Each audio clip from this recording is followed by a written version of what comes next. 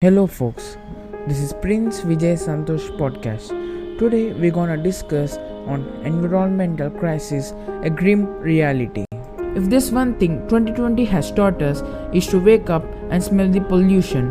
Climate change is no longer the looming threat that it once was. COVID-19 is the jolt we all needed to sit up and take notice because climate change is crippling the planet that we call home. More than ever, 2020 has been a turning point for the major of us. The pandemic took the magnitude to teach people the basic sanitary practices. Here are some of the other environment challenges to be considered. Agriculture. With more than 50% of the total population earning their livelihood through agriculture, India cannot afford to turn a blind eye to the practices that are dominant in this sector. World over, agriculture practices are not sustainable. It's time to reflect on how much we are complying with the Sustainable Development Goals set by the United Nations to ensure sustainable food production systems and implement resilient agriculture practices. Air pollution.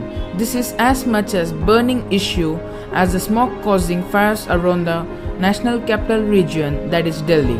It is vital to act upon this as it reported to be one of the augmenting factors of the coronavirus impact.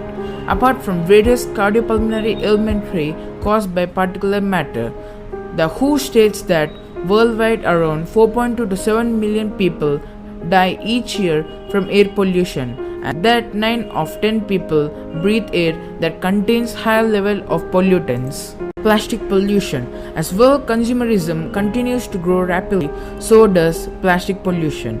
In 65 years, from 1950 to 2050, plastic consumption increased from 2 to 419 million tons, out of which 11 million tons went directly into the oceans.